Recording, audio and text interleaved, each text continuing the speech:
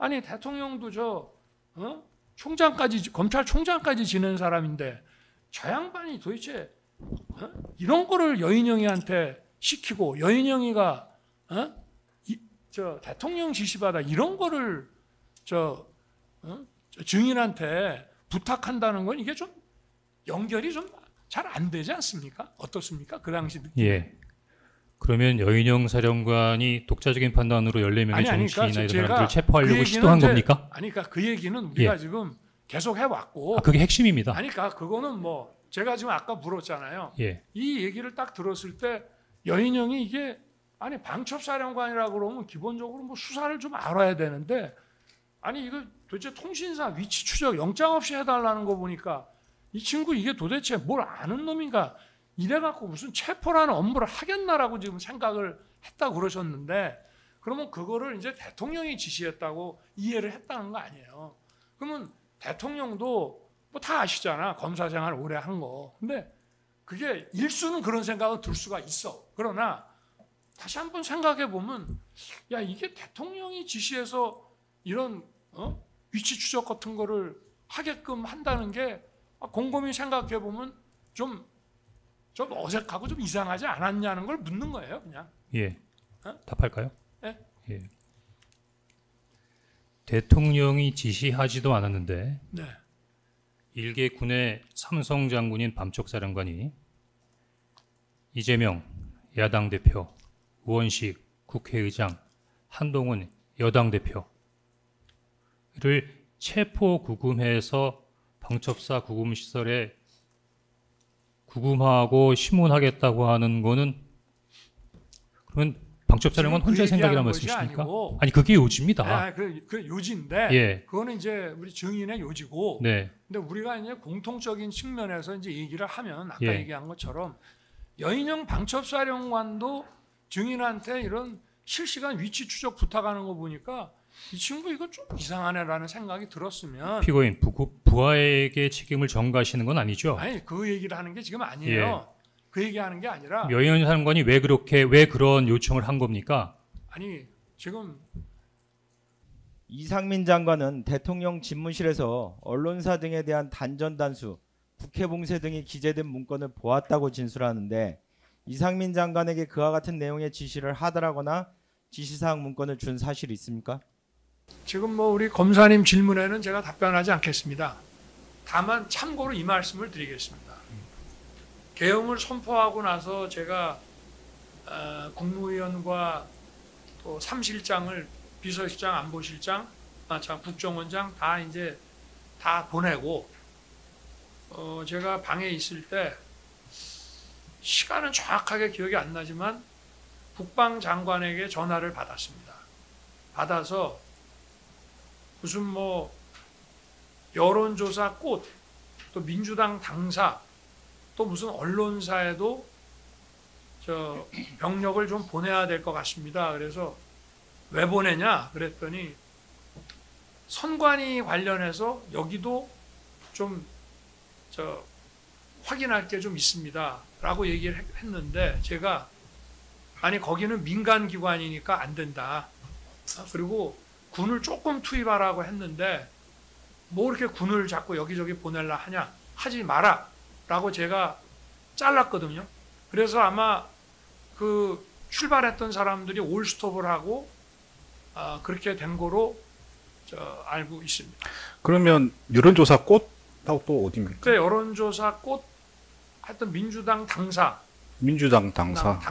그리고 뭐 어디 언론사 어디 얘기를 하는데 언론사. 제가 펄쩍 뛰었죠. 이 민간 기관에 절대 보내지 마라. 왜냐하면 이 계엄을 해서 선관위 같으면은 계엄법 7조 8조에 따라서 그 계엄 당국이 갈 수는 있습니다. 그렇지만 민간 기관에는 가면 안 되거든요. 그래서 안 된다고 제가 딱 잘랐고 그래서 장관이 아마 전부 지시를 해가지고 거기에는 가지 않고 출동한 사람들은 중간에 가다가 전부 올스톱 한 거로 그렇게 알고 있습니다. 근데 그렇게 설명하시면 이게 여론조사 꽃, 민주당사, 네. 뭐 언론사 네. 구체적으로는 말씀 안 하셨는데 이런 부분에 군인들이 이제 출발했다가 다시 이제 그만둔 거는 네. 이상민 장관이 한 겁니까? 아니죠. 그러면 저 국방장관이 국방부 장관이. 네네. 그래서 그러면 제가 하지 말라고 그랬죠. 그 당시 대통령인 증인의 지시도 없이 국방부 장관이 이렇게 했다는 겁니까? 아니 그러니까 저 일단은 출발을 시켜놓고 저한테 재가를 받으려고 뭐 출발이 됐는지 출발하자마자 전화했는지는 모르겠습니다만은 제가 이제 절대 안 된다고 하니까 온스톱을 시킨 거로 나중에 보고를 받고 그렇게 알고 있습니다. 뭐 그 당시에 이런데 출동한 사람들 내용을 확인해 보면 되는 거고 네, 그건 일단 뭐 말씀하신 이미- 부분은 김용현 장관이 네. 이렇게 하겠다고 해서 증인한테 보고했다는 뜻입니까? 그렇게 해야 될 것 같다라고 보고를 했습니다. 그래서 제가 절대 안 된다고 했습니다.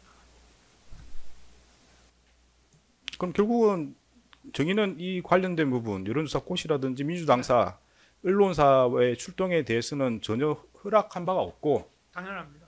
이 과정들은 다 김용현 장관이 했다는 그 말씀이시네요. 김용현 장관이 이제 하려고 그 저 선관위하고 관련해서 하려고 생각을 했던 것 같은데 그래서 저한테 재가를 구한 거죠.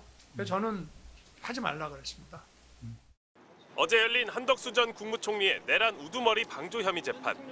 증인 출석을 거부했던 윤석열 전 대통령이 갑자기 법정에 나타납니다.